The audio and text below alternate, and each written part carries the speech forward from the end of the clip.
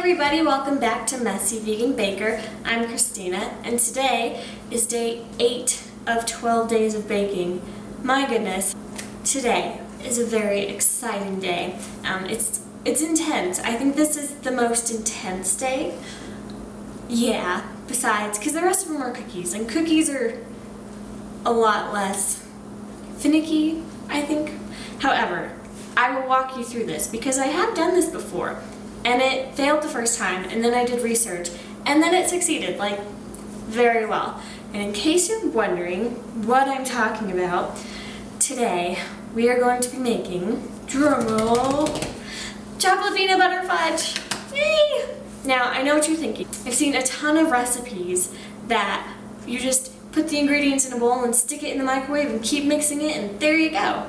Yes, that's a good version, but this is like the legit version. We're doing it where you leave it on the stove and you need this. This is gonna be the fancier version, I will say. It sounds really intimidating, but I will walk you through it and I will give you all the tips and tricks you need so that hopefully the first time you can make it successfully. And if not, you can at least say, oh, I think I know where I went wrong, and redo it and be successful. Because while microwave fudge is pretty good, this stuff is like legit. Like, I don't have to be sad walking into candy places anymore and staring at the beautiful fudge thinking I can never have it, because guess what? I can make it now, and so can you after this. So I'm gonna kind of give you the lowdown of everything. We are going to be using a recipe from How to Bake Everything because it's the best cookbook ever. Let's begin.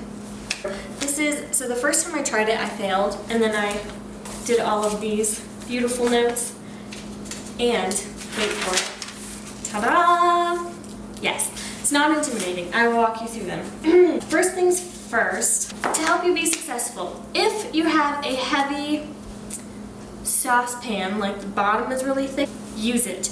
If you don't, I don't either. It's okay. You just might have a little bit more burning on the bottom, but you will be successful, I promise. Second thing, your candy thermometer. Now what you're gonna do is you're gonna take a pot of water, put it on the stove, and let it get to boiling point. And you're going to stick this in there because what you want is to see how accurate it is so you can get the right degrees, because trust me, that is very crucial. I'm at high elevation, just under 8,400 feet. Yes, elevation is huge. I did not realize this, and then I did research, which is what this second page is. Now I will hold it up. If you want to not have to do the math and you like my little graph, you can pause it and use this. Now, at sea level, boiling point is 212 degrees. So if you're there, or like in between 1,000 feet, you should be good. The water, when it boils, your candy thermometer should be about at 212. If it reads, like 210, then know that, okay, I have to take my measurements 2 degrees lower, if that makes sense. So, oh wait, I wrote this down. I should just read what I wrote. So for every 500 feet you go up in elevation, the boiling point drops by 1 degree Fahrenheit. So if you're, 1,000 or even maybe 2,000 feet, this won't really affect you. But being way high up, it kind of affects me, just by like 15 degrees. Just something to keep in mind, figure out your elevation. I just Googled mine, and then act accordingly. So mine's actually at 197 when I boiled this, even though it should be at 196. So you're gonna test this. You just have to boil the water, put this in, know your elevation and what the boiling point should be, see what this is at, just so you know, like, hey, my candy thermometer's spot on, awesome, or okay, it's off by like 2 degrees, that's good to know. So just adjust your numbers accordingly. This will be a great way for you to know about when everything is ready. However, we're gonna also do the ice water test, because last time I got about 5 degrees close to where it should be, and then I put it in there and it was ready. So we're gonna do that. Your thing is off a little bit, it's okay. If none of this makes sense to you, don't panic. It will make more sense when we actually do it. We got this. Another thing, when you take this off and you let it cool and you have to stir it, use a wooden spoon. It is necessary. Follow the directions exactly. I reread these like 5 times, and honestly it's pretty good to do, because then you kind of know the flow of it. At least in this recipe book, and I think most of them, you get to a point where it's on the stove and you don't touch it. You don't stir it for like an hour. And it's super annoying because, I don't know about you, but I've always stirred things and made sure it doesn't burn. You cannot do that. I know you're gonna want to, you're gonna mess it up. These people know what they're doing. So just follow the directions. That's it. The worst, honestly, and the hardest thing, at least for my brain anyway, especially when doing research, is just kind of understanding like the candy thermometer and the boiling points, and it's not hard once you start doing it, it's just a lot. We're gonna do this twice. We're gonna do the first one is peanut butter, we're gonna put this on there, and then while that's setting, we're gonna do the chocolate. Hopefully I didn't scare you away. I promise once you watch this, we will be okay. You guys will be able to make this. We'll jump in. When you put this on the stove, you have to let it get to 236 degrees Fahrenheit. For me, I am 15 degrees lower, if that makes sense. So boiling point is at 212. Mine is 197, so you subtract those. And then, so that's 15. So I'm gonna do 236 minus 15. So my temperature is gonna be about 221. And again, once we get like 5-ish degrees in, we're gonna take a little scoop and put it in the ice water, and we'll see if it's ready. Just kind of a fail-safe way so you don't burn it or like overcook it. So hopefully that example helped you guys figure out what I was trying to say. Math is really hard to explain with words. You're supposed to cool it to 130 minus 15, 115 to 120 for the cooling. And we will walk through this. First things first, you want an 8x9 pan, put in either parchment or tin foil. Make sure you have some overhang, maybe a little more than what I did. And then make sure you butter the crap out of it so that it doesn't stick. Then you set that aside. One step done, woohoo! Second, this recipe calls for 2 tablespoons of butter, except you have to soften it. So you just put that, the 2 tablespoons, and you just let it sit out. So you don't add the vanilla in until the end either. Add the sugar, corn syrup. You don't have to add this, but if you are already nervous / you've never done this, I highly recommend it because it just helps keep the sugar loose and how it should be. You need a little bit of salt, some peanut butter, and heavy cream or coconut milk. It's coconut cream, I apologize. One day I'll get this right. So mine have been in the fridge for a little while. Hopefully it's long enough. I really should just put them in the fridge after I buy them, because then I don't have to wait. We're gonna add all this together, we're gonna stick it in the pan, then we will move on to the stove. So you need 2.5 cups of sugar. And then we're going to do a cup of peanut butter. I don't think it really matters what kind of peanut butter you use. I'm using the natural creamy peanut butter just because I think creamy is better. Make sure your pot is big enough just because this is gonna boil and you don't want it to boil over. But trust me, the effort is worth it. Like, this fudge is so good. And 1 1/4 cups heavy cream or coconut cream. I'm a little nervous because I didn't stick this in the fridge overnight like I should have. Okay, you guys, just a warning.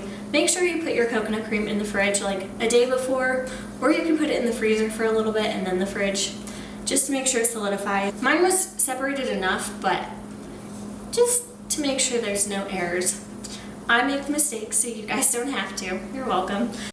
On medium heat, you're going to mix that and don't stop mixing it until it is all incorporated and comes to a nice, lovely boil. And then once that happens, you're going to turn the heat onto medium-low, and you're going to stick the candy thermometer in there and watch it until it gets within 5 degrees of your range. For me, it was 221 degrees. Then you're going to get the ice water, and once it's close to your temperature, you're going to take a spoonful of it, stick it in there, and if you can mold it into a ball in the water, take it out, and it keeps its shape. You are good to take it off of the heat. Put your butter in there. Do not stir it. Just let it melt into there until it gets to 110, and you can start mixing. It's finally cooled down to about 125-ish. This is the moment, the make or break, which is kind of disappointing if you don't do it right. But like I said, we should be doing it right. Alright, so it's just under 125, so I think we should be okay.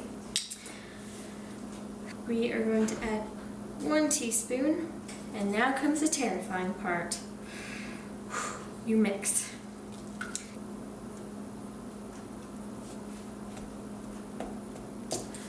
So it didn't work. It's grainy. If you do it right, it'll be nice and creamy. And then we might just make the chocolate one. Hope it goes better. I'm thinking I didn't let it cool long enough. I might have burnt a little more than I should have. That's okay. We'll just do the chocolate and then we'll see. But it's gonna be the same process for the chocolate, except instead of peanut butter in here, we're gonna put chocolate in there. Okay, you guys. Super defeated right now because last time I did this, the first one failed, but the second one was super successful.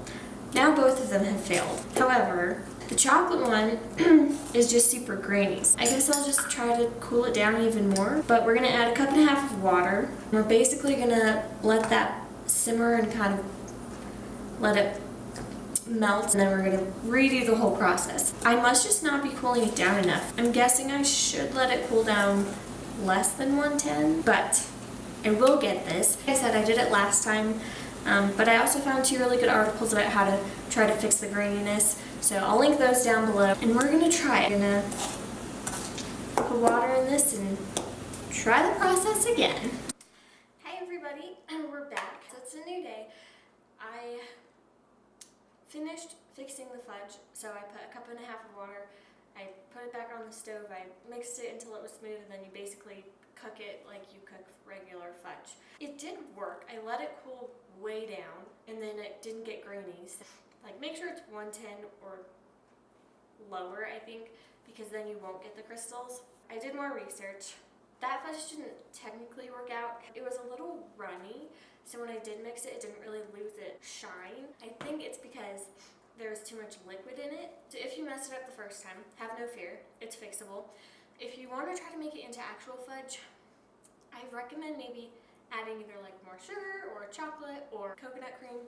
I haven't quite figured that one out. However, you can always just put the water in, boil it, and make hot fudge. And then you can make an ice cream sundae, which is what I'm going to do tonight, and I'm very excited. This wasn't the success I thought it would be, but we discovered something new, and that's always exciting.